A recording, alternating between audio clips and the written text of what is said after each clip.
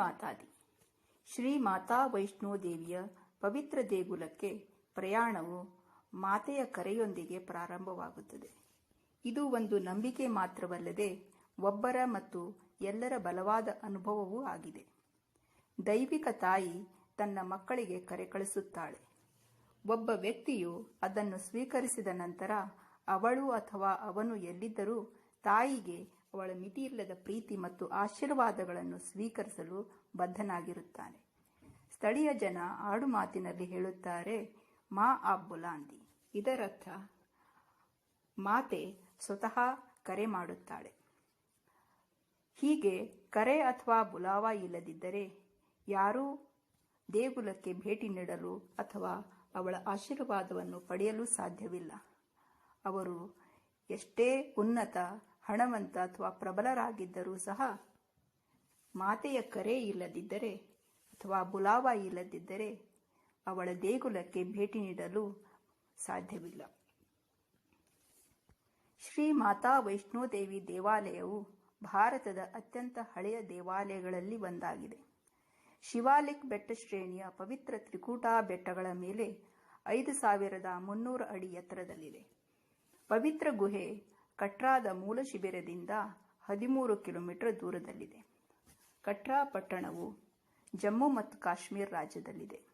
ಜಮ್ಮುವಿನಿಂದ 50 kilometre ದೂರದಲ್ಲಿದೆ ಮತ್ತು ಜಿಲ್ಲಾ ಕೇಂದ್ರ ಉಧಂಪುರದಿಂದ 35 ಕಿಲೋಮೀಟರ್ ದೂರದಲ್ಲಿದೆ. ಈ ದೇವಾಲಯದಲ್ಲಿ ಹಿಂದೂ ದೇವತೆ ವೈಷ್ಣೋದೇವಿಯನ್ನು ಪಿಂಡಿ ರೂಪದಲ್ಲಿ ಪೂಜಿಸಲಾಗುತ್ತಿದ್ದು, ಇದು ಒಂದು ಗುಹಾ ದೇವಾಲಯವಾಗಿದೆ. ಹೆಚ್ಚಿನ ಹಳೆಯ ದೇವಾಲಯಗಳಂತೆ ಪವಿತ್ರ ದೇಗುಲಕ್ಕೆ ತೀರ್ಥಯಾತ್ರೆ ಯಾವಾಗ ಪ್ರಾರಂಭವಾಯಿತು ಎಂದು ಕಂಡುಹಿಡಿಯಲು ಸಾಧ್ಯವಿಲ್ಲ. ಪವಿತ್ರ ಗುಹೆಯ ಭೌಗೋಳಿಕ ಅಧ್ಯಯನವು ಅದರ ವಯಸ್ಸು ಸುಮಾರು 1 ಮಿಲಿಯನ್ ವರ್ಷಗಳು ಎಂದು ಸೂಚಿಸಿದೆ.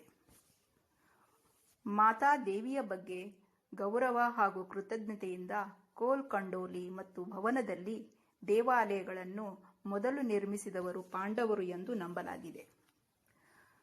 ಪರ್ವತದ ಮೇಲೆ ತ್ರಿಕೂಟ ಪರ್ವತದ ಪಕ್ಕದಲ್ಲಿಯೇ 5 ಕಲ್ಲಿನ ರಚನೆಗಳು ಇವೆ. ಇವು 5 ಪಾಂಡವರ ಶಿಲಾ ಸಂಕೇತಗಳಾಗಿವೆ ಎಂದು ನಂಬಲಾಗಿದೆ. ಪವಿತ್ರ ಗುಹೆಗೆ ಐತಿಹಾಸಿಕ ವ್ಯಕ್ತಿಯ ಭೇಟಿಯ ಅತ್ಯಂತ ಹಳೆಯ ಉಲ್ಲೇಖವೆಂದರೆ ಸಿಖ್ಖರ ಗುರು ಗೋಬಿಂದ್ ಸಿಂಗ್ ಅವರು ಪರ್ಮಂಡಲ್ ಮೂಲಕ ಅಲ್ಲಿ ಹೋಗಿದ್ದಾರೆಂದು ಹೇಳಲಾಗುತ್ತದೆ. ಪವಿತ್ರ ಗುಹೆಯ ಹಳೆಯ ಕಾಲು ಟ್ರ್ಯಾಕ್ ಈ ಪ್ರಸಿದ್ಧ ಯಾತ್ರಾ ಕೇಂದ್ರದ ಮೂಲಕ ಹಾದು ಹೋಯಿತು. ಹೀಗೆ ಸಿಖ್ ಪಂಥೀಯರು ಕೂಡ ಈ ಪರ್ವತಕ್ಕೆ ಭೇಟಿ ನೀಡುತ್ತಾರೆ. ಈ ದೇವಾಲಯವು ಪವಿತ್ರ ಶಕ್ತಿಪೀಠಗಳಲ್ಲಿ ಒಂದು ನಂಬಿಕೆಯ ಪ್ರಕಾರ ಮಾತಾ ಸತಿಯ ತಲೆಬುರುಡೆ ಇಲ್ಲಿ ಬಿದ್ದಿದೆ ಎಂದು ನಂಬಲಾಗುತ್ತದೆ. ಇನ್ನೊಂದು ನಂಬಿಕೆಯ ಪ್ರಕಾರ ಸತಿಯ ಬಲಗೈ ಇಲ್ಲಿ ಬಿದ್ದಿದೆ ಎಂದು ನಂಬಲಾಗಿದೆ. ವೈಷ್ಣೋದೇವಿ ಸ್ಥಳವು ಉತ್ತರ ಭಾರತದ ಅತ್ಯಂತ ಪೂಜ್ಯ ಮತ್ತು ಪವಿತ್ರ ತಾಣಗಳಲ್ಲಿ ಒಂದಾಗಿದೆ. ಈ ದೇವಾಲಯವು ಸುಂದರವಾದ ಬೆಟ್ಟ ಪ್ರದೇಶದಲ್ಲಿದೆ. ಉತ್ತರ ಭಾರತದಲ್ಲಿರುವ ವೈಷ್ಣೋದೇವಿ ದೇವಾಲಯವು ಹಿಂದೂಗಳ ನಂಬಿಕೆಯ ಮತ್ತು ಗೌರವದ ಕೇಂದ್ರವಾಗಿದೆ. ಈ ವೈಷ್ಣೋದೇವಿಗೆ ಸಂಬಂಧಿಸಿದಂತೆ ಅನೇಕ ಪೌರಾಣಿಕ ಕಥೆಗಳಿವೆ. ಅದರಲ್ಲೂ 2 ಕಥೆಗಳು ಅತ್ಯಂತ ಪ್ರಮುಖವಾದುದಾಗಿವೆ. ಈ ಕಥೆಗಳನ್ನು ವೈಷ್ಣೋದೇವಿ ಯಾತ್ರೆ ಮಾಡುತ್ತಾ ತಿಳಿದುಕೊಳ್ಳೋಣ. ಮಾತಾ ವೈಷ್ಣೋದೇವಿಯ ಪವಿತ್ರ ದೇಗುಲಕ್ಕೆ ಭೇಟಿ ನೀಡಲು ಸುಮಾರು 50 ಕಿಲೋಮೀಟರ್ ದೂರದಲ್ಲಿರುವ ಕಟ್ರಾ ಎಂಬ ಪಟ್ಟಣಕ್ಕೆ ತಲುಪಬೇಕು. ಕಟ್ರಾ ಇದು ಜಮ್ಮು ಮತ್ತು ಕಾಶ್ಮೀರ ರಾಜ್ಯದ ಚಳಿಗಾಲದ ರಾಜಧಾನಿ ಜಮ್ಮುವಿನಿಂದ 50 ಕಿಲೋಮೀಟರ್ ದೂರದಲ್ಲಿದೆ. ಕಟ್ರಾ ಪಟ್ಟಣವು ವೈಷ್ಣೋದೇವಿ ಯಾತ್ರೆಯ ಮೂಲ ಶಿಬಿರವಾಗಿ ಕಾರ್ಯನಿರ್ವಹಿಸುತ್ತದೆ. ಜಮ್ಮು ದೇಶದ ಇತರ ಭಾಗಗಳಿಗೆ ಉತ್ತಮ ಸಂಪರ್ಕವನ್ನು ಹೊಂದಿದೆ. ಏರ್, ರೈಲು ಮತ್ತು ರಸ್ತೆಯ ಮೂಲಕ ಜಮ್ಮುವಿಗೆ ತಲುಪಬಹುದು. ಈಗ ಕಟ್ರಾ ಕೂಡ ರೈಲು ಸಂಪರ್ಕವನ್ನು ಹೊಂದಿದೆ. ಸಮುದ್ರ ಮಟ್ಟದಿಂದ ಸುಮಾರು 2500 ಅಡಿ ಎತ್ತರದಲ್ಲಿರುವ ಕಟ್ರಾ ಪಟ್ಟಣವು ವೈಷ್ಣೋದೇವಿ ಪವಿತ್ರ ದೇಗುಲಕ್ಕೆ ಯಾತ್ರೆಯ ಮೂಲ ಶಿಬಿರವಾಗಿದೆ. ಯಾವುದೇ ರೀತಿಯ ಆಧುನಿಕ ಸಾರಿಗೆಗೆ ಹೋಗಬಹುದಾದ ಕೊನೆಯ ಹಂತ ಇದು. ಪವಿತ್ರ ಮಂದಿರದಿಂದ ಕೇವಲ 2 ಕಿಲೋಮೀಟರ್ ದೂರದಲ್ಲಿರುವ ಕಂಚಾದಿಂದ ಸಾಂಚಿ ಚಾಟ್ವರೆಗೆ ಹೆಲಿಕಾಪ್ಟರ್ ಸೇವೆ ಇದೆ. ಆದ್ದರಿಂದ ಎಲ್ಲ ಪ್ರಾಯೋಗಿಕ ಉದ್ದೇಶಗಳಿಗಾಗಿ ಕಟ್ರಾ ಬೇಸ್ ಕ್ಯಾಂಪ್ ಆಗಿ ಕಾರ್ಯನಿರ್ವಹಿಸುತ್ತದೆ. ಇಲ್ಲಿಂದ ಸುಮಾರು 13 ಕಿಲೋಮೀಟರ್ ದೂರದಲ್ಲಿರುವ ಚಾರಣವು ಯಾತ್ರಿಕನನ್ನು ಪವಿತ್ರ ದೇಗುಲಕ್ಕೆ ಕರೆದೊಯ್ಯುತ್ತದೆ. ನೀವು ಯಾತ್ರೆಗೆ ಬಾಡಿಗೆಗೆ ಟೊಪ್ಪಿಗೆ, ಕ್ಯಾಪ್ಸ್, ಕ್ಯಾನ್ವಾಸ್ ಬೂಟುಗಳು, ಕೋಲುಗಳು ಇತ್ಯಾದಿಗಳನ್ನು ಪಡೆಯಬಹುದು. ಹಣೆಗೆ ಕಟ್ಟಿಕೊಳ್ಳುವ ಜೈ ಮಾತಾದಿ ಎಂದು ಬರೆದಿರುವ ಚುನ್ನಿಗಳನ್ನು ಯಾತ್ರಿಗಳು ಕಟ್ರಾದಲ್ಲಿ ಕೊಳ್ಳುತ್ತಾರೆ. ನಿಮ್ಮ ಸಾಮಾನುಗಳನ್ನು ಸಾಗಿಸಲು ಪಿಠೂಸ್ ಅಂದರೆ ಬೆನ್ನಿನ ಮೇಲೆ ಭಾರವನ್ನು ಹೊರುವ ಜನರು, ಅವರನ್ನು ಕಟ್ರಾದಲ್ಲಿಯೇ ನೇಮಿಸಿಕೊಳ್ಳಬಹುದು. ಪರ್ವತಗಳ ಮೇಲೆ ಹತ್ತುವಲ್ಲಿ ತೊಂದರೆ ಇರುವವರು ಕುದುರೆ ಅಥವಾ ದಂಡಿ ಪಾಲ್ಕ್ವಿನ್ ಸೇವೆಗಳನ್ನು ತೆಗೆದುಕೊಳ್ಳಬಹುದು. ಮಕ್ಕಳನ್ನು ಹೆಗಲ ಮೇಲೆ ಹೊತ್ತುಕೊಂಡು ಹೋಗಲು ಪಿಠೂಸ್ ಅನ್ನು ನೇಮಿಸಿಕೊಳ್ಳಬಹುದು. ಪಿಠು ಕುದುರೆ ಅಥವಾ ದಾಂಡಿವಾಲಾ ಆಗಿರಲಿ, ನೋಂದಾಯಿತ ಜನರ ಸೇವೆಗಳನ್ನು ಮಾತ್ರ ನೀವು ಪಡೆದುಕೊಳ್ಳುವುದು ಉತ್ತಮ. ಯಾತ್ರೆಗೆ ನೋಂದಣಿ. ಕಟ್ರಾವನ್ನು ತಲುಪಿದ ನಂತರ ಮಾಡಬೇಕಾದ ಮೊದಲ ಪ್ರಮುಖ ಕೆಲಸ ಯಾತ್ರೆಗೆ ನೋಂದಾಯಿಸುವುದು. ಚಾರಣವನ್ನು ಕೈಗೊಳ್ಳುವ ಮೊದಲು ಎಲ್ಲ ಯಾತ್ರಿಗಳು ತಮ್ಮನ್ನು ನೋಂದಾಯಿಸಿಕೊಳ್ಳಬೇಕು. ಬಸ್ ನಿಲ್ದಾಣದಲ್ಲಿರುವ ಯಾತ್ರಾ ನೋಂದಣಿ ಕೌಂಟರ್ನಲ್ಲಿ ಇದನ್ನು ಮಾಡಲಾಗುತ್ತದೆ. ಅಲ್ಲಿ ನೋಂದಾಯಿತ ಯಾತ್ರಿಗಳಿಗೆ ಉಚಿತವಾಗಿ ಯಾತ್ರಾ ಸ್ಲಿಪ್ ನೀಡಲಾಗುತ್ತದೆ. ಇದು ಕಡ್ಡಾಯವಾಗಿದೆ. ಬಾಣಗಂಗಾದಲ್ಲಿ ಪರ್ಚಿ ಚೆಕ್ ಕೌಂಟರ್ನಲ್ಲಿ ಈ ಯಾತ್ರಾ ಸ್ಲಿಪ್ ಅನ್ನು ಚೆಕ್ ಮಾಡಿ ಯಾತ್ರಿಗಳಿಗೆ ಮುಂದುವರಿಯಲು ಅನುಮತಿ ನೀಡಲಾಗುತ್ತದೆ. ಅದೇ ರೀತಿ ಭವನ್ ಮತ್ತು ಟ್ರ್ಯಾಕ್ನಲ್ಲಿ ಈ ಯಾತ್ರಾ ಸ್ಲಿಪ್ ಅನ್ನು ಚೆಕ್ ಮಾಡಲಾಗುತ್ತದೆ ಹಾಗೂ ಅದನ್ನು ಕ್ರಮಬದ್ಧಗೊಳಿಸಲಾಗುತ್ತದೆ. ಈ ಯಾತ್ರಾ ಸ್ಲಿಪ್ ಅಪಘಾತದ ವಿಮೆ ರಕ್ಷಣೆಯನ್ನು ಪಡೆದಿದೆ. ಸಂಪೂರ್ಣ 13 ಕಿಲೋಮೀಟರ್ ಚಾರಣದ ಮಾರ್ಗವು ಸಾಕಷ್ಟು ಅಗಲ ಹಾಗೂ ಮೇಲು ಹೆಂಚುಗಳನ್ನು ಹೊಂದಿದೆ. ಇದಲ್ಲದೆ ರಾತ್ರಿಯೂ ಕೂಡ ಚಾರಣವನ್ನು ಮಾಡಬಹುದು. ಅದಕ್ಕಾಗಿ ರಾತ್ರಿ ಶಕ್ತಿಯುತ ಸೋಡಿಯಂ ಆವಿ ದೀಪಗಳಿಂದ ಇಡೀ ಹಾದಿಯನ್ನು ಬೆಳಗಿಸಲಾಗುತ್ತದೆ. ಈ ಇಡೀ ಮಾರ್ಗವನ್ನು ದಿನವಿಡೀ ಕಾಲಕಾಲಕ್ಕೆ ಸ್ವಚ್ಛಗೊಳಿಸಲಾಗುತ್ತದೆ. ಅದೇ ರೀತಿ ಯಾತ್ರಿಗಳು ಕೂಡ ಮಾರ್ಗವನ್ನು ಸ್ವಚ್ಛವಾಗಿಡಲು ವಿನಂತಿಸಲಾಗುತ್ತದೆ.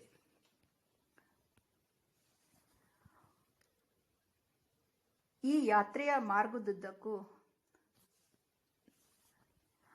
ಆಶ್ರಯ ಕಮ್ ಶೆಡ್ಗಳು ಇವೆ. ಆಶ್ರಯ ಕಮ್ ಶೆಡ್ಗಳಲ್ಲಿ ಕೆಫೆಟೇರಿಯಾಗಳು ಇವೆ. ಇಲ್ಲಿ ಈ ಮಳಿಗೆಗಳಲ್ಲಿ ಶುದ್ಧ ಸಸ್ಯಾಹಾರಿ ಆಹಾರ ಲಭ್ಯವಿರುತ್ತದೆ. ಈ ಎಲ್ಲ ಮಳಿಗೆಗಳಲ್ಲಿ ದೊರೆಯುವ ಆಹಾರದ ಬೆಲೆ ಪಟ್ಟಿಗಳನ್ನು ಪ್ರಮುಖವಾಗಿ ಪ್ರದರ್ಶಿಸಲಾಗುತ್ತದೆ. ಅದೇ ರೀತಿ ವಾಟರ್ ಕೂಲರ್ಗಳು ಮತ್ತು ಕುಡಿಯುವ ನೀರಿನ ವ್ಯವಸ್ಥೆ ಮಾರ್ಗದುದ್ದಕ್ಕೂ ಲಭ್ಯವಿದೆ. ಕಟ್ರಾದಿಂದ ಭವನಕ್ಕೆ ಯಾತ್ರೆ ಪ್ರಾರಂಭ. ಈ ಯಾತ್ರೆಯಲ್ಲಿ ಮೊದಲು ಬರುವ ಸ್ಥಳವೇ ದರ್ಶನಿ ದರ್ವಾಜ. ಇಲ್ಲಿ ಒಂದು ದಂತಕಥೆ ಇದೆ. ಒಮ್ಮೆ ಪರ್ವತಗಳ ತಾಯಿ ವೈಷ್ಣೋದೇವಿಯು ತನ್ನ ಪ್ರೀತಿಯ ಭಕ್ತನಾದ ಪಂಡಿತ ಶ್ರೀಧರನ ಭಕ್ತಿಗೆ ಮೆಚ್ಚಿ ಪ್ರತ್ಯಕ್ಷಳಾಗುವುದರ ಮೂಲಕ ಇಡೀ ಸೃಷ್ಟಿಗೆ ತನ್ನ ಇರುವಿಕೆಯನ್ನು ಪ್ರದರ್ಶಿಸಿದಳೆಂಬ ನಂಬಿಕೆ ಇದೆ. ಇಂದಿನ ಕಟ್ರಾ ಪಟ್ಟಣದಿಂದ ಸುಮಾರು 2 ಕಿಲೋಮೀಟರ್ ದೂರದಲ್ಲಿರುವ ಹಂಸಾಲಿ ಗ್ರಾಮದಲ್ಲಿ ತಾಯಿ ವೈಷ್ಣೋದೇವಿಯ ಪರಮಭಕ್ತ ಶ್ರೀಧರ್ ವಾಸಿಸುತ್ತಿದ್ದನು. ಈತನಿಗೆ ಮದುವೆಯಾಗಿ ಎಷ್ಟೇ ವರ್ಷಗಳು ಕಳೆದರೂ ಮಕ್ಕಳಾಗಿರಲಿಲ್ಲ.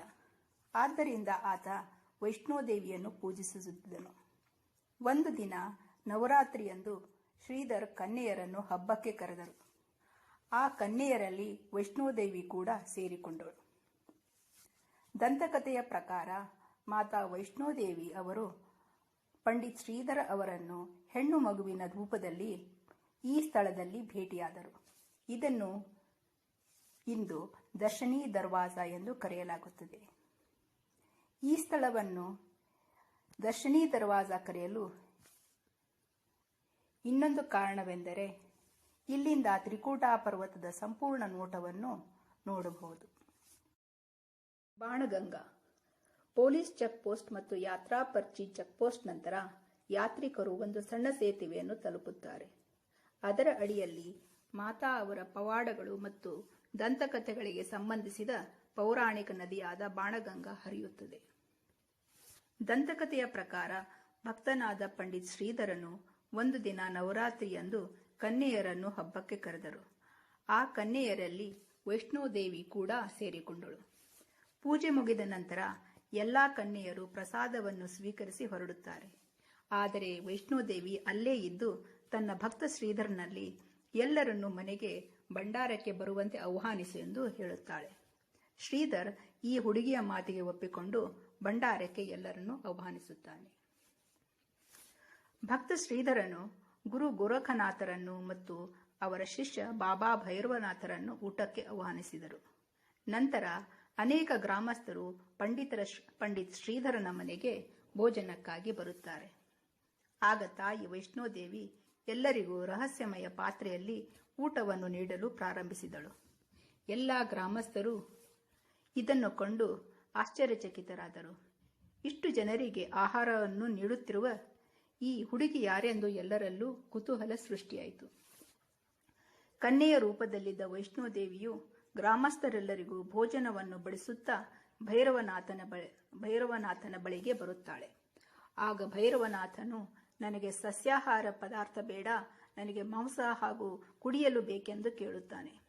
ಆಗ ವೈಷ್ಣೋದೇವಿ, ಬ್ರಾಹ್ಮಣರು ಮಾಂಸವನ್ನು ಸೇವಿಸುವುದು ಬಹಳ ಅಪರಾಧ, ಹಾಗಾಗಿ ಮಾಂಸವನ್ನು ಸೇವಿಸುವಂತಿಲ್ಲವೆಂದು ಹೇಳುತ್ತಾಳೆ.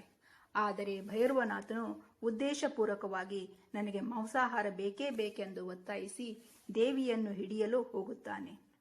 ಆಗ ತಾಯಿಯು ಭೈರವನಾಥನ ವಿಶ್ವಾಸಘಾತಕ ಗುಣವನ್ನು ಅರಿತು ಗಾಳಿಯಲ್ಲಿ ಬದಲಾಗಿ ತ್ರಿಕೂಟ ಪರ್ವತಕ್ಕೆ ಹಾರುತ್ತಾಳೆ. ಅದೇ ಸಮಯದಲ್ಲಿ ದೇವಿಯನ್ನು ಭೈರವನಾಥ ಕೂಡ ಬೆಂಬಿಡದೆ ಅಟ್ಟಿಸಿಕೊಂಡು ಹೋಗುತ್ತಾನೆ. ಅದೇ ಸಮಯದಲ್ಲಿ ದೇವಿಯ ರಕ್ಷಣೆಗೆ ಹನುಮಂತನು ಕೂಡ ಬರುತ್ತಾನೆ. ನಂಬಿಕೆಗಳ ಪ್ರಕಾರ ತಾಯಿಯನ್ನು ರಕ್ಷಿಸಲು ಮುಂದಾದ ಹನುಮಂತನಿಗೆ ಬಾಯಾರಿಕೆಯಾಗುತ್ತದೆ. ಹನುಮಂತನು ತಾಯಿಯಲ್ಲಿ ತನಗೆ ಕುಡಿಯಲು ನೀರು ಬೇಕೆಂದು ಕೇಳುತ್ತಾನೆ. ಆಗ ವೈಷ್ಣೋದೇವಿ ಬಿಲ್ಲುಗಳಿಂದ ಪರ್ವತವನ್ನು ಸೀಳಿ ನೀರು ಹೊರಬರುವಂತೆ ಮಾಡುತ್ತಾಳೆ. ಅದೇ ನೀರಿನಲ್ಲಿ ಹನುಮಂತನು ಬಾಯಾರಿಕೆಯನ್ನು ನೀಗಿಸಿಕೊಳ್ಳುತ್ತಾನೆ. ಹಾಗೂ ತಾಯಿಯೂ ಕೂಡ ಅದೇ ನೀರಿನಲ್ಲಿ ತನ್ನ ಕೇಶವನ್ನು ತೊಳೆದಳೆಂದು ಹೇಳಲಾಗುತ್ತದೆ. ಆದ್ದರಿಂದ ಈ ನದಿಯನ್ನು ಬಾಣಗಂಗಾವೆಂದು ಕರೆಯುತ್ತಾರೆ. ಹಾಗೂ ಈ ಪವಿತ್ರ ನದಿಯಲ್ಲಿ ಸ್ನಾನ ಮಾಡಿದರೆ ಭಕ್ತರ ದಣಿವು ಮತ್ತು ಸಂಕಟ ಪರಿಹಾರವಾಗುತ್ತದೆಂದು ನಂಬಿಕೆ ಇದೆ. ಬಾಣಗಂಗಾ ಈ ನದಿಯ ಹೆಸರು ಬಾಣ್ ಮತ್ತು ಗಂಗಾ ಎಂಬ 2 ಪದಗಳಿಂದ ಬಂದಿದೆ. ಬಾಣ ಎಂದರೆ ಬಾಣ ಮತ್ತು ಗಂಗಾ ಎಂದರೆ ಪವಿತ್ರ ಗಂಗಾ ನದಿ. ಮಾತಾ ವೈಷ್ಣೋದೇವಿ ಪವಿತ್ರ ಗುಹೆಗೆ ಹೋಗುವಾಗ ತನ್ನ ಬತ್ತಳಿಕೆಯ ಬಾಣದಿಂದ ಈ ಜಲಮೂಲವನ್ನು ರಚಿಸಿದಳೆಂದು ನಂಬಲಾಗಿದೆ. ಆದ್ದರಿಂದ ಇದಕ್ಕೆ ಬಾಣಗಂಗಾ ಎಂದು ಹೆಸರು. ಮತ್ತು ಅವಳು ಅದರಲ್ಲಿ ಸ್ನಾನ ಮಾಡಿ ಅವಳ ಕೂದಲನ್ನು ಇಲ್ಲಿ ತೊಳೆದಿದ್ದಳು. ಎಂದು ಹೇಳಲಾಗುತ್ತದೆ. ಆದ್ದರಿಂದ ಕೆಲವರು ಇದಕ್ಕೆ ಬಾಲ್ ಗಂಗಾ ಎಂದು ಕರೆಯುತ್ತಾರೆ. ಬಾಲ್ ಎಂದರೆ ಹಿಂದಿಯಲ್ಲಿ ಕೂದಲು ಎಂದು ಅರ್ಥ. ಬಾಣಗಂಗಾದ ನಂತರ ಬರುವ ಪವಿತ್ರ ಸ್ಥಳವೇ ಚರಣಪಾದುಕ. ಇದು ಬಾಣಗಂಗಾದಿಂದ 1.5 ಕಿಲೋಮೀಟರ್ ದೂರದಲ್ಲಿದೆ ಮತ್ತು 3380 ಅಡಿ ಎತ್ತರದಲ್ಲಿ ಇದೆ. ಇಲ್ಲಿ ಮಾತೆಯ ಪುಣ್ಯ ಪಾದಗಳ ಗುರುತು ಬಂಡೆಯ ಚಪ್ಪಡಿಯ ಮೇಲಿದೆ. ಇಲ್ಲಿ ಯಾತ್ರಾರ್ಥಿಗಳು ನಮಸ್ಕರಿಸಿ ಯಾತ್ರೆಯನ್ನು ಮುಂದುವರಿಸುತ್ತಾರೆ. ಈ ರೀತಿ ಮಾತೆಯ ಪ್ರಯಾಣದ ಆರಂಭದಲ್ಲಿ ಮಾತೆಯ ಆಶೀರ್ವಾದವನ್ನು ಪಡೆಯುತ್ತಾರೆ. ಅದ್ ಕುವರಿ ಇದು ಕಟ್ರಾದಿಂದ 6 ಕಿಲೋಮೀಟರ್ ದೂರದಲ್ಲಿದೆ.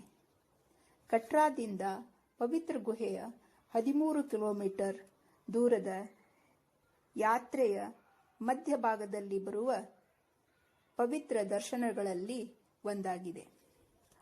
ಅದ್ ಕುವರಿ ಎಂಬ ಪದವು ಆದಿಕುಮಾರಿಯಿಂದ ಬಂದಿದೆ, ಅಂದರೆ ಎಟರ್ನಲ್ ವರ್ಜಿನ್ ಎಂದು. ದಂತಕಥೆಯ ಪ್ರಕಾರ ವೈಷ್ಣವಿ ಸಣ್ಣ ಹುಡುಗಿಯ ರೂಪದಲ್ಲಿ ಪಂಡಿತ್ ಶ್ರೀಧರ ಆಯೋಜಿಸಿದ್ದ ಭಂಡಾರದಿಂದ ಕಣ್ಮರೆಯಾಗುತ್ತಾಳೆ. ಅವಳು ಬಾಣಗಂಗಾ ಮತ್ತು ಚರಣಪಾದುಕಾದಲ್ಲಿ ಕೆಲವು ಕಾಲ ತಂಗುತ್ತಾಳೆ. ಈ ಸಮಯದಲ್ಲಿ ತಾಯಿ ವೈಷ್ಣೋದೇವಿಯು ಒಂದು ಗುಹೆಯನ್ನು ಪ್ರವೇಶಿಸುತ್ತಾಳೆ ಹಾಗೂ ಅಲ್ಲಿ ಸುಮಾರು 9 ತಿಂಗಳುಗಳ ಕಾಲ ಧ್ಯಾನವನ್ನು ಮಾಡುತ್ತಾಳೆ. ಅಲ್ಲಿಯೂ ಕೂಡ ಭೈರವನಾಥ ಆಕೆಯನ್ನು ಬಿಡಲಿಲ್ಲ, ಹಿಂಬಾಲಿಸಿಕೊಂಡೇ ಬರುತ್ತಾನೆ. ಆಗ ಗುಹೆಯಲ್ಲಿದ್ದ ಸನ್ಯಾಸಿಯು ಭೈರವನಾಥನಿಗೆ ಆಕೆ ಕನ್ಯೆಯಲ್ಲ, ಬದಲಾಗಿ ಆಕೆ ಆದಿಶಕ್ತಿ ಜಗದಂಬ ಎಂದು ವಿವರಿಸುತ್ತಾನೆ. ಆದರೂ ಕೂಡ ಭೈರವನಾಥ್ ಸನ್ಯಾಸಿಯ ಮಾತನ್ನು ಕೇಳದೆ ಆಕೆಯನ್ನು ಹಿಡಿಯಲು ಗುಹೆಯೊಳಗೆ ಪ್ರವೇಶಿಸುತ್ತಾನೆ.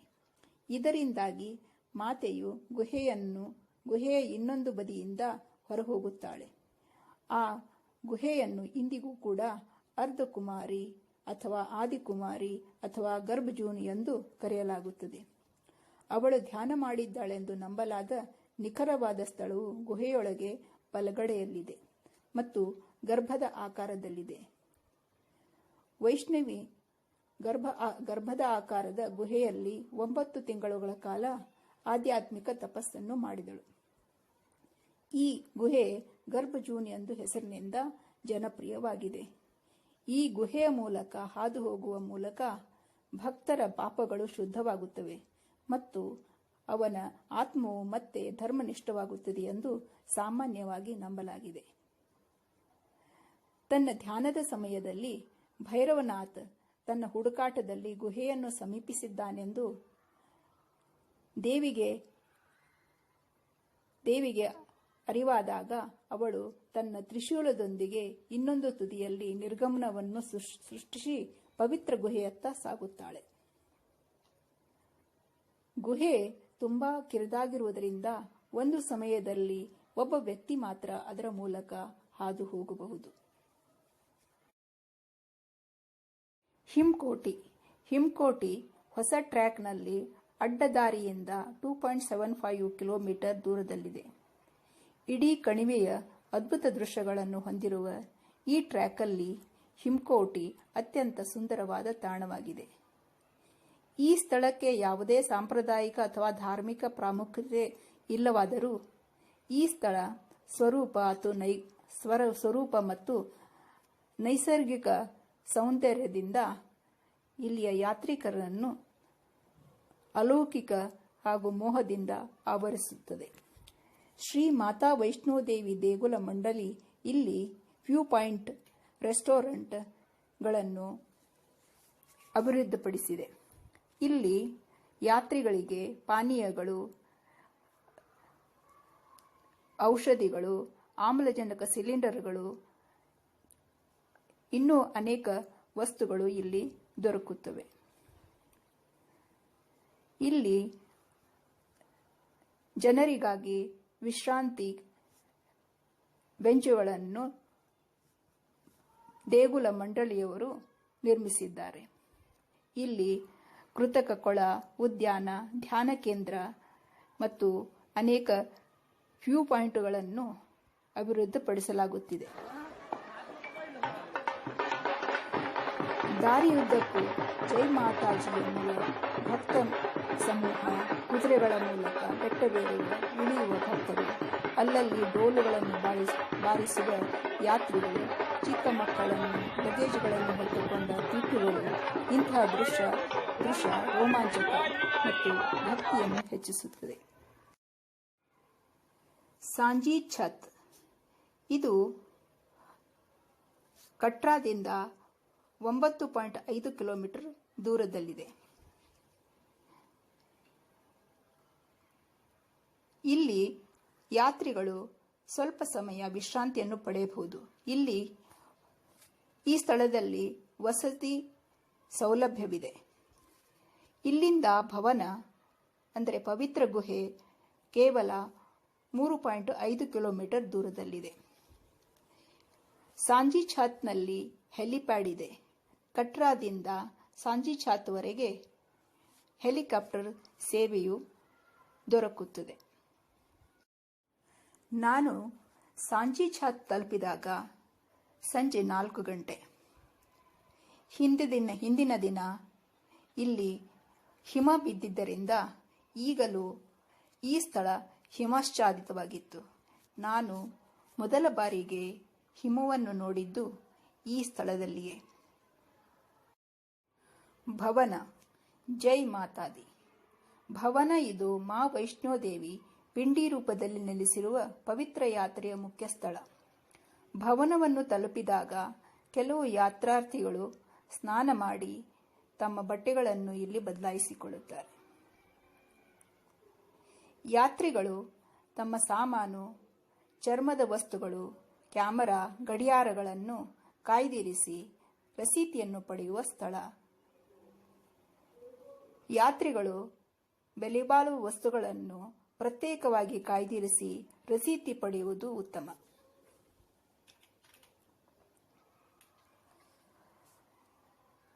ಪವಿತ್ರ ಭವನವು ಗರ್ಭಗುಡಿಯನ್ನು ಹೊಂದಿದೆ. ಇದು ಪವಿತ್ರ ಗುಹೆ. ಇದು ಯಾತ್ರಿಗಳ ಅಂತಿಮ ತಾಣವಾಗಿದೆ. ಪವಿತ್ರ ಗುಹೆಯ ಒಳಗೆ ದೇವಿಯು ತನ್ನ 3 ರೂಪಗಳಾದ ಮಹಾಕಾಳಿ, ಮಹಾಲಕ್ಷ್ಮಿ ಮತ್ತು ಮಾತಾ ಸರಸ್ವತಿಯ ಪವಿತ್ರ ಪಿಂಡಿ ರೂಪದಲ್ಲಿ ದರ್ಶನವನ್ನು ಕೊಡುತ್ತಾಳೆ. ಗುಂಪು ಸಂಖ್ಯೆಯನ್ನು ಪಡೆಯುವುದು. ನಿಮಗೆ ನೆನಪಿರಬಹುದು, ಯಾತ್ರಿಗಳು ತಮ್ಮ ಯಾತ್ರೆಯನ್ನು ಪ್ರಾರಂಭಿಸುವ ಮೊದಲು ಕಟ್ರಾದಲ್ಲಿ ಯಾತ್ರಾ ನೋಂದಣಿ ಕೌಂಟರ್ನಿಂದ ಯಾತ್ರಾ ನೋಂದಣಿ ಸ್ಲಿಪ್ ಅಥವಾ ಪರ್ಚಿಯನ್ನು ಪಡೆದಿರುತ್ತಾರೆ. ಈ ಸ್ಲಿಪ್ ಅನ್ನು ಬಾಣಗಂಗಾದಲ್ಲಿ ಪರಿಶೀಲಿಸಲಾಗುತ್ತದೆ ಮತ್ತು ಅದಕ್ಕೆ ಒಂದು ಸ್ಟಾಂಪ್ ಹಾಕಲಾಗುತ್ತದೆ. ಈ ಸ್ಲಿಪ್ ಭವನದಲ್ಲಿ ಪ್ರಮುಖ ಪಾತ್ರವನ್ನು ವಹಿಸುತ್ತದೆ. ಇಲ್ಲಿ ಈ ಸ್ಲಿಪ್ ಅನ್ನು ಮೌಲ್ಯಮಾಪನ ಮಾಡಲಾಗುತ್ತದೆ ಮತ್ತೆ ಅದಕ್ಕೆ ಒಂದು ಗುಂಪು ಸಂಖ್ಯೆಯನ್ನು ನೀಡಲಾಗುತ್ತದೆ. ನಿಮ್ಮ ಲಗೇಜ್ ಚೆಕ್ ಮಾಡಿದ ನಂತರ ಒಂದು ಗುಂಪಿನ ಸಂಖ್ಯೆಯನ್ನು ಈ ಸ್ಲಿಪ್ನಲ್ಲಿ ನಮೂದಿಸಲಾಗುತ್ತದೆ. ಈ ಗುಂಪು ಸಂಖ್ಯೆ ನೀವು ದರ್ಶನವನ್ನು ಪಡೆಯುವ ಮೊದಲು ಕಾಯಬೇಕಾದ ಸಮಯವನ್ನು ನಿರ್ಧರಿಸುತ್ತದೆ. ಆಗಲೇ ಹೇಳಿದಂತೆ ಶ್ರೀ ಮಾತಾ ವೈಷ್ಣೋದೇವಿಯ ಗುಹೆಯಲ್ಲಿರುವ ದರ್ಶನ ವಿಗ್ರಹಗಳು ಪ್ರತಿಮೆಗಳಿಲ್ಲದೆ ಪಿಂಡಿಯ ರೂಪದಲ್ಲಿ ನೈಸರ್ಗಿಕ ಶಿಲಾರಚನೆಯ ರೂಪದಲ್ಲಿವೆ. ಗುಹೆಯ ಸಂಕುಚಿತತೆ ಮತ್ತು ಕಿರಿದಾಗಿರುವುದರಿಂದ ಒಂದೇ ಸಮಯಕ್ಕೆ ಅನೇಕ ಜನರು ಇಲ್ಲಿ ಪ್ರಾರ್ಥನೆ ಮಾಡುವುದು ಸಾಧ್ಯವಿಲ್ಲ. ಅದಕ್ಕಾಗಿ ಜನರನ್ನು ನಿಯಂತ್ರಿಸುವ ಸಲುವಾಗಿ ಈ ಬ್ಯಾಚ್ ನಂಬರ್ ಅನ್ನು ಕೊಡಲಾಗುತ್ತದೆ. ಅದರ ಮೂಲಕ ಜನರ ಕ್ಯೂ ಅನ್ನು ನಿಯಂತ್ರಿಸಲಾಗುತ್ತದೆ. ಸರತಿಯಂತೆ ಯಾತ್ರಿಕರ ಗುಂಪು ಸಂಖ್ಯೆಯನ್ನು ಕರೆಯುತ್ತಾರೆ. ನಿಮ್ಮ ಸರತಿ ಬಂದ ನಂತರ ನಿಮ್ಮ ಪರ್ಚಿಯನ್ನು ತೋರಿಸಿದರೆ ನಿಮ್ಮನ್ನು ಗೇಟ್ ನಂಬರ್ 1 ಮೂಲಕ ಕ್ಯೂ ಕಾಂಪ್ಲೆಕ್ಸ್ಗೆ ಸೇರಿಸಲಾಗುತ್ತದೆ. ಅದಕ್ಕಿಂತ ಮೊದಲು ಗೇಟ್ ನಂಬರ್ 1 ಪ್ರವೇಶಿಸುವ ಮೊದಲು ಉದ್ದವಾದ ಕ್ಯೂನಲ್ಲಿ ನಿಲ್ಲಬೇಕಾಗುತ್ತದೆ. ಒಂದು ಸಾರಿ ಕ್ಯೂ ಕಾಂಪ್ಲೆಕ್ಸ್ಗೆ ಸೇರಿದರೆ ಅಲ್ಲಿ ಕಾಯುವ ಸಭಾಂಗಣಗಳಿವೆ. ನಿಮ್ಮ ಸರತಿ ಬಂದ ನಂತರ ಅಂತಿಮವಾಗಿ ಪವಿತ್ರ ಗುಹೆಯಲ್ಲಿ ನಿಮಗೆ ಪ್ರವೇಶವನ್ನು ನೀಡಲಾಗುತ್ತದೆ. ತೆಂಗಿನಕಾಯಿ ಪ್ರಸಾದ ಕೌಂಟರ್. ದೇವಿಗೆ ಸಾಂಪ್ರದಾಯಿಕವಾಗಿ ತೆಂಗಿನಕಾಯಿಯನ್ನು ಅರ್ಪಿಸಲಾಗುತ್ತದೆ. ಆದರೆ ಸಮಯ ಹಾಗೂ ಸುರಕ್ಷತೆಯ ಕಾರಣದಿಂದಾಗಿ ಯಾತ್ರಾರ್ಥಿಗಳು ತೆಂಗಿನಕಾಯಿಯನ್ನು ಗುಹೆಯ ಒಳಗೆ ತೆಗೆದುಕೊಂಡು ಹೋಗುವ ಅನುಮತಿ ಇರುವುದಿಲ್ಲ. ಅದರ ಬದಲಾಗಿ ವೇಟಿಂಗ್ ಹಾಲ್ನಲ್ಲಿ ಒಂದು ಗೊತ್ತುಪಡಿಸಿದ ಸ್ಥಳದಲ್ಲಿ ಯಾತ್ರಿಕರು ತಮ್ಮ ತೆಂಗಿನಕಾಯಿಗಳನ್ನು ದೇವಾಲಯದ ಅರ್ಚಕರಿಗೆ ಜಮೆ ಮಾಡಲಾಗುತ್ತದೆ. ಅವರು ಅದರ ನೈವೇದ್ಯ, ಇತರ ಆಚರಣೆಗಳ ಜವಾಬ್ದಾರಿಯನ್ನು ತೆಗೆದುಕೊಳ್ಳುತ್ತಾರೆ. ಯಾತ್ರಾರ್ಥಿಗಳಿಗೆ ಒಂದು ಟೋಕನ್ ಅನ್ನು ಹಸ್ತಾಂತರಿಸಲಾಗುತ್ತದೆ. ನಿಮ್ಮ ದರ್ಶನ ಆದ ನಂತರ ವಾಪಸ್ ಬರುವಾಗ ನೀವು ಟೋಕನ್ ಅನ್ನು ಕೊಟ್ಟು ತೆಂಗಿನಕಾಯಿಯನ್ನು ಪಡೆದುಕೊಳ್ಳಬಹುದು. ಮೂಲ ಗುಹೆ ಮತ್ತು ಹೊಸ ಸುರಂಗ. ಮೂಲ ಗುಹೆ ಈ ಗುಹೆಯ ಉದ್ದ ಸುಮಾರು 30 ಮೀಟರ್ ಮತ್ತು ಎತ್ತರ 1.5 ಮೀಟರ್. ಗರ್ಭಗುಡಿಗೆ ಹೋಗುವಾಗ ಬಲಭಾಗದಲ್ಲಿ ಸಣ್ಣ ಒಳಾಂಗಣದ ಪ್ರಕಾರದಲ್ಲಿ ಇದು ಇದೆ. ಇತ್ತೀಚಿನ ದಿನಗಳಲ್ಲಿ ಈ ಗುಹೆಯನ್ನು ವರ್ಷದ ಬಹುಪಾಲು ಮುಚ್ಚಲಾಗಿದೆ. ಈ ಹಳೆಯ ದಿನಗಳಲ್ಲಿ ಯಾತ್ರಿಗಳು ಈ ಗುಹೆಯ ಮೂಲಕವೇ ಗರ್ಭಗೃಹವನ್ನು ತಲುಪುತ್ತಿದ್ದರು. ಈ ಗುಹೆ ಸಾಕಷ್ಟು ಕಿರಿದಾಗಿರುವುದರಿಂದ ಒಬ್ಬ ವ್ಯಕ್ತಿಯು ಅದನ್ನು ದಾಟಿ ಗರ್ಭಗೃಹವನ್ನು ತಲುಪಲು ಹಲವಾರು ನಿಮಿಷಗಳನ್ನು ತೆಗೆದುಕೊಳ್ಳುತ್ತದೆ. ಆದ್ದರಿಂದ ಹೆಚ್ಚಿನ ಸಂಖ್ಯೆಯ ಯಾತ್ರಿಕರಿಗೆ ದರ್ಶನಗಳನ್ನು ಹೊಂದಲು ಅನುಕೂಲವಾಗುವಂತೆ 2 ಹೊಸ ಸುರಂಗಗಳನ್ನು ನಿರ್ಮಿಸಲಾಗಿದೆ. ಪ್ರವೇಶಕ್ಕಾಗಿ ಒಂದು ಸುರಂಗವನ್ನು ಬಳಸಲಾಗುತ್ತದೆ ಮತ್ತು ಇದು ನೇರವಾಗಿ ಗರ್ಭಗುಡಿಗೆ ಹೋಗುತ್ತದೆ. ಇನ್ನೊಂದು ಸುರಂಗ ಮಾರ್ಗವನ್ನು ನಿರ್ಗಮನಕ್ಕಾಗಿ ಬಳಸಲಾಗುತ್ತದೆ. ಮೂಲ ಗುಹೆಯನ್ನು ಲೀನ್ ಪೀರಿಯಡ್ ಅಥವಾ ಸಾಂಪ್ರದಾಯಿಕ ಹಬ್ಬಗಳಲ್ಲಿ ಆಚರಣೆಯ ಸಂದರ್ಭದಲ್ಲಿ ತೆರೆಯಲಾಗುತ್ತದೆ. ಸುರಂಗವನ್ನು ಪ್ರವೇಶಿಸಿದ ನಂತರ ಯಾತ್ರಿಗಳು ಕಾರಿಡಾರ್ನಲ್ಲಿ ಸರದಿಯಲ್ಲಿ ಚಲಿಸಬೇಕು. ಸುರಂಗದ ಕೊನೆಯಲ್ಲಿ ಗರ್ಭಗೃಹವಿದೆ. ಎತ್ತರದ ಅಮೃತಶಿಲೆಯ ವೇದಿಕೆಯಿದ್ದು ಅದರ ಮೇಲೆ ದೈವಿಕ ತಾಯಿಯ ಪವಿತ್ರ ಪಿಂಡಿಗಳು ನೈಸರ್ಗಿಕ ಶಿಲಾರೂಪದಲ್ಲಿ ದರ್ಶನವನ್ನು ನೀಡುತ್ತವೆ. ಯಾತ್ರಿಗಳು ಸುರಂಗದ ಒಳಗೆ ಗರ್ಭಗುಡಿಯ ಮೂಲ ಗುಹೆಯ ಒಳಗೆ ಪವಿತ್ರ ಪಿಂಡಿಗಳು ಎಂದು ಕರೆಯಲ್ಪಡುವ 3 ಶಿಲಾ ರಚನೆಗಳು ಇವೆ. ಇವು ಒಂದೇ ಶಿಲೆಯಿಂದ ಹೊರಹೊಮ್ಮಿದರೂ ಪ್ರತಿಯೊಂದು ಬಣ್ಣ ಹಾಗೂ ವಿನ್ಯಾಸದಲ್ಲಿ ಇತರ 2ಕ್ಕಿಂತ ಭಿನ್ನವಾಗಿರುತ್ತವೆ. ದೇವಿಯು ತನ್ನ 3 ರೂಪಗಳಾದ ಮಹಾಕಾಳಿ, ಮಹಾಲಕ್ಷ್ಮಿ ಮತ್ತು ಮಾತಾ ಸರಸ್ವತಿ ಈ 3 ರೂಪಗಳನ್ನು ಪವಿತ್ರ ಪಿಂಡಿಗಳ ರೂಪದಲ್ಲಿ ದರ್ಶನವನ್ನು ನೀಡುತ್ತಾಳೆ.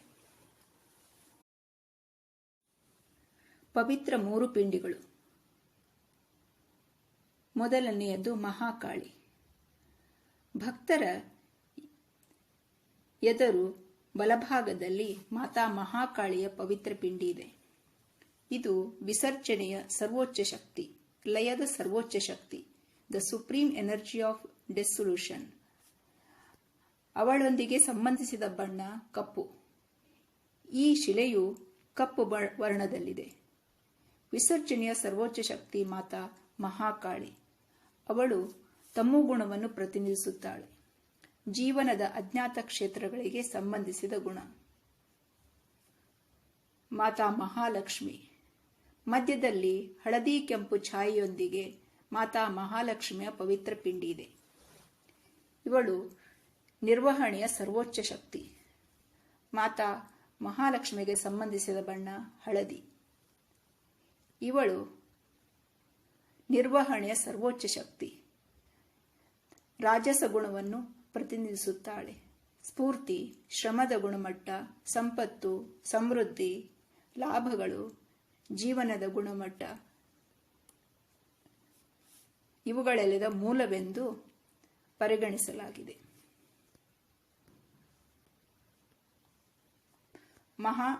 ಮಾತಾ ಮಹಾ ಸರಸ್ವತಿ. ನೋಡುಗರ ಎಡಭಾಗದಲ್ಲಿರುವ ಪಿಂಡಿಯನ್ನು ಮಾತಾ ಮಹಾ ಸರಸ್ವತಿಯ ಪವಿತ್ರ ಪಿಂಡಿ ಎಂದು ಪೂಜಿಸಲಾಗುತ್ತದೆ. ಇವಳು ಸೃಷ್ಟಿಯ ಸರ್ವೋಚ್ಚ ಶಕ್ತಿ.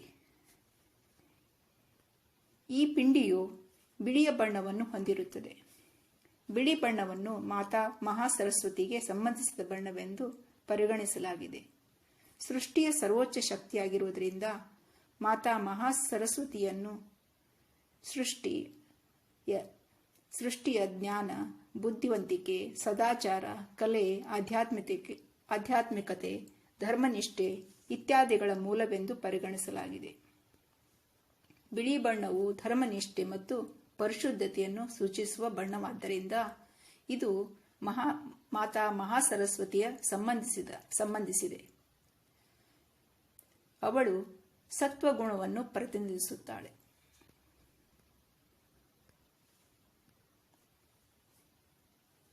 ಶ್ರೀ ಮಾತಾ ವೈಷ್ಣೋದೇವಿಯವಳನ್ನು 3 ಸರ್ವೋಚ್ಚ ಶಕ್ತಿಗಳ ಅವತಾರವೆಂದು ಪರಿಗಣಿಸಲಾಗಿದೆ. ಪವಿತ್ರ ಗುಹೆಯಲ್ಲಿ ಈ 3 ಪವಿತ್ರ ಪಿಂಡಿಗಳಲ್ಲದೆ ಯಾವುದೇ ಮೂರ್ತಿಗಳು ಇಲ್ಲ. ಈ ಪವಿತ್ರ ಪಿಂಡಿಗಳನ್ನು ವಜ್ರಗಳಿಂದ, ಅಮೂಲ್ಯವಾದ ಕಲ್ಲುಗಳಿಂದ, ಶುದ್ಧವಾದ ಚಿನ್ನದಿಂದ ಅಲಂಕರಿಸಲಾಗಿದೆ. ಅಮೃತಕುಂಡ್ ಮತ್ತು ಚರಣಗಂಗಾ. ದೇವಿಯ ದರ್ಶನದ ನಂತರ ಗುಹೆಯಿಂದ ನಿರ್ಗಮಿಸಿದಾಗ ಸುರಂಗದ ಹೊರಗಡೆ ಗುಹೆಯ ಎಡಗಡೆ ಅಮೃತಕುಂಡ್ ಇದೆ. ಇದು ನೀರಿನ ಟ್ಯಾಪ್ಗಳನ್ನು ಒಳಗೊಂಡಿರುತ್ತದೆ. ಇದರ ಮೂಲಕ ಚರಣಗಂಗಾದ ನೀರನ್ನು ಹರಿಸಲಾಗುತ್ತದೆ. ಚರಣಗಂಗಾ ಮಾತಾ ಪಾದದಿಂದ ಹರಿಯುವ ಪವಿತ್ರ ನೀರು. ಪ್ರಸಾದ್. ನಿರ್ಗಮನ ಸುರಂಗದ ಹೊರಗೆ ಮತ್ತು ಅಮೃತಕುಂಡದ ಆಚೆಗೆ ಪ್ರಸಾದ್ ಕೌಂಟರ್ ಇದೆ. ಪ್ರಸಾದ್ ಚೀಲಗಳ ರೂಪದಲ್ಲಿ ಮಾತಾದೇವಿಯ ಆಶೀರ್ವಾದವನ್ನು ದೇವಾಲಯದ ಅರ್ಚಕರು ಭಕ್ತರಿಗೆ ನೀಡುತ್ತಾರೆ. ಪ್ರಸಾದ ಚೀಲವು ಮಿಶ್ರಿ ಪ್ರಸಾದ್, ಆಶೀರ್ವದಿಸಿದ ನಾಣ್ಯ, ಪವಿತ್ರ ಪಿಂಡಿಯ ಚಿತ್ರವನ್ನು ಹೊಂದಿರುತ್ತದೆ. ಭಕ್ತರು ಚಿನ್ನದ ಹಾಗೂ ಬೆಳ್ಳಿಯ ನಾಣ್ಯಗಳನ್ನು ಕತ್ರಾ, ಅದ್ಕುವರಿ, ಸಂಜಿ ಚಾಟ್ನ ಸ್ಮಾರಕ ಅಂಗಡಿಗಳಲ್ಲಿ ಪಡೆಯಬಹುದು. ಮಾತಾ ದೇವಿಯ ದರ್ಶನದ ಬಳಿಕ ಈಗ ಭಕ್ತರು ತಾವು ಹಸ್ತಾಂತರಿಸಿದ ತೆಂಗಿನಕಾಯಿಯನ್ನು ವಾಪಸ್ ಪಡೆಯುವ ಸಮಯ. ಈ ಕೌಂಟರ್ ನಿರ್ಗಮನ ಮಾರ್ಗದ ಬಲಭಾಗದಲ್ಲಿದೆ. ನಿಮಗೆ ನೆನಪಿರಬಹುದು, ಭಕ್ತಾದಿಗಳು ಗುಹೆಯನ್ನು ಪ್ರವೇಶಿಸುವ ಮೊದಲು ತೆಂಗಿನಕಾಯಿಯನ್ನು ವೇಟಿಂಗ್ ಹಾಲ್ನಲ್ಲಿರುವ ದೇವಾಲಯದ ಅರ್ಚಕರಿಗೆ ಹಸ್ತಾಂತರಿಸಿರುತ್ತಾರೆ ಮತ್ತು ಅದರ ಬದಲಾಗಿ ಟೋಕನ್ ಅನ್ನು ಸ್ವೀಕರಿಸಿರುತ್ತಾರೆ. ಈಗ ಆ ಟೋಕನ್ ಅನ್ನು ಕೊಟ್ಟು ತಾವು ಹಸ್ತಾಂತರಿಸಿದ ತೆಂಗಿನಕಾಯಿಯನ್ನು ವಾಪಸ್ಸು ಪಡೆಯುತ್ತಾರೆ. ಭೈರವ್ ಘಾಟಿ. ಮಾತಾ ವೈಷ್ಣೋದೇವಿಯು ಮಹಾಕಾಳಿಯ ರೂಪವನ್ನು ಧರಿಸಿ ಭೈರವನಾಥನನ್ನು ಕೊಲ್ಲುತ್ತಾಳೆ. ಭೈರವನಾಥನ ಶಿರಶ್ಛೇದ ಮಾಡಿ ಗುಹೆಯಿಂದ ಸುಮಾರು 8 ಕಿಲೋಮೀಟರ್ ದೂರದಲ್ಲಿದ್ದ ತ್ರಿಕುಟಾ ಪರ್ವತದ ಭೈರವ ಕಣಿವೆಯಲ್ಲಿ ಎಸೆಯುತ್ತಾಳೆ. ಈ ಸ್ಥಳವನ್ನು ಭೈರವನಾಥ್ ದೇವಾಲಯವೆಂದು ಕರೆಯಲಾಗುತ್ತದೆ. ತನ್ನ ಮೇಲೆ ಆಕ್ರಮಣ ಮಾಡುವುದರ ಹಿಂದಿನ ಭೈರವನ ಮುಖ್ಯ ಉದ್ದೇಶ ಮೋಕ್ಷವನ್ನು ಪಡೆಯುವುದೆಂದು ಮಾತೆ ವೈಷ್ಣೋದೇವಿ ಅರಿತಿದ್ದಳು. ಆದ್ದರಿಂದ ವೈಷ್ಣೋದೇವಿ ತನ್ನ ಚಕ್ರದಿಂದ ಭೈರವನಾಥನಿಗೆ ಮೋಕ್ಷವನ್ನು ನೀಡುತ್ತಾಳೆ. ಆತನ ಇಚ್ಛೆಯಂತೆ ಮಾತೆಯು ತನ್ನಲ್ಲಿ ಬರುವ ಭಕ್ತರು ತನ್ನ ದರ್ಶನವನ್ನು ಪಡೆದ ನಂತರ ಭೈರವನಾಥನ ದರ್ಶನವನ್ನು ಪಡೆಯಬೇಕೆಂದು ಆಶೀರ್ವಾದ ನೀಡುತ್ತಾಳೆ. ಅದೇ ನಂಬಿಕೆಯಿಂದಲೇ ಇಂದಿಗೂ ಕೂಡ ಮಾತೆ ವೈಷ್ಣೋದೇವಿಯ ಭೇಟಿ ಮಾಡಿದ ನಂತರ ಭೈರವನಾಥನ ಭೇಟಿಯನ್ನು ಭಕ್ತರು ಮಾಡುತ್ತಾರೆ. ಭೈರವನಾಥ ದೇವಾಲಯವು ವೈಷ್ಣೋದೇವಿ ದೇವಾಲಯದಿಂದ 3 ಕಿಲೋಮೀಟರ್ ದೂರದಲ್ಲಿದೆ. ಹೈ ಆಲ್ಟಿಟ್ಯೂಡ್ ಪ್ರದೇಶ. ನಾನು ಹೋದಾಗ ಚಳಿಗಾಲವಾದ್ದರಿಂದ ಮಂಜು ಕವಿದ ವಾತಾವರಣ, ವಿಪರೀತ ಚಳಿ, ಆದರೆ ಘಾಟಿಯ ನಿಸರ್ಗ ಸೌಂದರ್ಯ ಚೆನ್ನಾಗಿತ್ತು. ಈಗ ಇಲ್ಲಿ ಭವನದಿಂದ ರೋಪ್ವೇ ಸರ್ವಿಸ್ ಬಂದಿದೆ. ನಾನು ಹೋದಾಗ ನಡೆದುಕೊಂಡೇ ಹೋಗಬೇಕಾಗಿತ್ತು. ವೈಷ್ಣೋದೇವಿಯ ದರ್ಶನ, ನಂತರ ಭೈರವನಾಥ ದೇವಾಲಯದ ಭೇಟಿ ಇದೆಲ್ಲ ಮುಗಿಸಿದ ನಂತರ ಸಾಂಜಿ ಛತ್ತಿಗೆ ವಾಪಸ್ ಬಂದಾಗ ರಾತ್ರಿ 8 ಗಂಟೆ. ವಾಪಸ್ ಬರುವಾಗ ಕುದುರೆಯ ಮೇಲೆ ಪ್ರಯಾಣ. ಬೆಟ್ಟದ ಕೆಳಗೆ ಬಂದಾಗ ರಾತ್ರಿ 12 ಗಂಟೆ. ದೇವಿಯ ಕೃಪೆಯಿಂದ ಯಾತ್ರೆ ಯಾವ ತೊಂದರೆ ಇಲ್ಲದೆ ಪೂರ್ಣಗೊಂಡಿತು. ಜೈ ಮಾತಾದಿ. ವೈಷ್ಣೋದೇವಿಯ 2ನೆಯ ಕಥೆ. ಹಿಂದೂ ಪೌರಾಣಿಕ ನಂಬಿಕೆಗಳ ಪ್ರಕಾರ ಜಗತ್ತಿನಲ್ಲಿ ಧರ್ಮವು ಪತನದತ್ತ ಮುಖ ಮಾಡಿತ್ತು ಹಾಗೂ ಅಧರ್ಮವು ಹೆಚ್ಚಳವಾಗಲು ಪ್ರಾರಂಭವಾಯಿತು. ಇದರಿಂದ ಧರ್ಮವನ್ನು ರಕ್ಷಿಸಲು ಆದಿಶಕ್ತಿಯು ಸತ್, ರಜ ಹಾಗೂ ತಮ ಈ 3 ರೂಪ ಮಹಾಸರಸ್ವತಿ, ಮಹಾಲಕ್ಷ್ಮಿ ಮತ್ತು ಮಹಾದುರ್ಗೆಯರ ಸಾಮೂಹಿಕ ಬಲದಿಂದ ಧರ್ಮವನ್ನು ರಕ್ಷಿಸಲು ಒಂದು ಹುಡುಗಿಯನ್ನು ಸೃಷ್ಟಿಸುತ್ತಾರೆ. ಅದೇ ಹುಡುಗಿಯು ತ್ರೇತಾಯುಗದಲ್ಲಿ ಭಾರತದ ದಕ್ಷಿಣದ ಕರಾವಳಿಯ ರಾಮೇಶ್ವರದಲ್ಲಿ ಮಕ್ಕಳಿಲ್ಲದೆ ಕೊರಗುತ್ತಿದ್ದ ಪಂಡಿತ ರತ್ನಾಕರ ಅವರ ಪುತ್ರಿಯಾಗಿ ಜನಿಸುತ್ತಾಳೆ. ಪಂಡಿತ್ ರತ್ನಾಕರನು ಮಗಳಿಗೆ ತ್ರಿಕೂಟ ಎಂದು ಹೆಸರಿಡುತ್ತಾನೆ. ಆದರೆ ಈಕೆ ವಿಷ್ಣುವಿನ ಭಾಗವೆಂದು ಗುರುತಿಸಿಕೊಂಡಿರುವುದರಿಂದ ವೈಷ್ಣವಿ ಎಂದೇ ಪ್ರಸಿದ್ಧಿಯನ್ನು ಪಡೆದಳು. ಈಕೆಗೆ ಸುಮಾರು 9 ವರ್ಷ ವಯಸ್ಸಾದಾಗ ವಿಷ್ಣು ಭಗವಾನ್ ಶ್ರೀರಾಮನ ಅವತಾರವನ್ನು ಧರಿಸಿ ಭೂಮಿಗೆ ಬರುತ್ತಾನೆ. ನಂತರ ಈಕೆ ರಾಮನನ್ನು ವಿವಾಹವಾಗಲು ಕಠಿಣ ತಪಸ್ಸಿಗೆ ಕುಳಿತುಕೊಳ್ಳುತ್ತಾಳೆ. ಶ್ರೀರಾಮನು ಸೀತೆ ಕಳೆದು ಹೋದಾಗ ಆಕೆಯನ್ನು ಹುಡುಕಿಕೊಂಡು ಬರುತ್ತಿರುವಾಗ ಕಡಲ ತೀರದಲ್ಲಿ ಒಂದು ಹುಡುಗಿ ಧ್ಯಾನ ಮಾಡುತ್ತಿರುವುದನ್ನು ನೋಡುತ್ತಾನೆ. ಆಗ ಆಕೆ ರಾಮನನ್ನು ನೋಡಿ ತನ್ನನ್ನು ವಿವಾಹವಾಗುವಂತೆ ಬೇಡಿಕೊಳ್ಳುತ್ತಾಳೆ. ಆಗ ಶ್ರೀರಾಮನು ಇದು ಸಾಧ್ಯವಿಲ್ಲ, ತಾನು ಸೀತೆಯನ್ನು ಹೊರತು ಬೇರಾರನ್ನು ಕೂಡ ಹೆಂಡತಿಯಾಗಿ ಸ್ವೀಕರಿಸುವುದಿಲ್ಲ ಎಂದು ಹೇಳುತ್ತಾನೆ. ಆದರೆ ಕಲಿಯುಗದಲ್ಲಿ ನಾನು ಕಲ್ಕಿ ಅವತಾರದಲ್ಲಿ ನಿನ್ನನ್ನು ವಿವಾಹವಾಗುತ್ತೇನೆ. ಅಲ್ಲಿಯವರೆಗೆ ನೀನು ಹಿಮಾಲಯದ ತ್ರಿಕೂಟ ಪರ್ವತದಲ್ಲಿ ಹೋಗಿ ಧ್ಯಾನ ಮಾಡುತ್ತಾ ಭಕ್ತರ ನೋವುಗಳನ್ನು ನಿವಾರಿಸಲು ಹೇಳುತ್ತಾನೆ. ಶ್ರೀರಾಮನು ರಾವಣನ ವಿರುದ್ಧ ಗೆದ್ದಾಗ ಇದೇ ಖುಷಿಯಲ್ಲಿ ವೈಷ್ಣವಿಯು ನವರಾತ್ರಿಯನ್ನು ಆಚರಿಸುತ್ತಾಳೆ. ಅಂದಿನಿಂದ ನವರಾತ್ರಿಯ 9 ದಿನಗಳಲ್ಲಿ ರಾಮಾಯಣವನ್ನು ಪಠಿಸುತ್ತಾರೆ ಹಾಗೂ ವೈಷ್ಣೋದೇವಿಯನ್ನು ಪೂಜಿಸುತ್ತಾರೆ. ಶ್ರೀಮಠ ವೈಷ್ಣೋದೇವಿ ದೇವಾಲಯದ ಬೋರ್ಡ್ಗೆ ಈ ದೇವಾಲಯದ ನಿರ್ವಹಣೆಯ ಕಾರ್ಯವನ್ನು ವಹಿಸಲಾಗಿದೆ.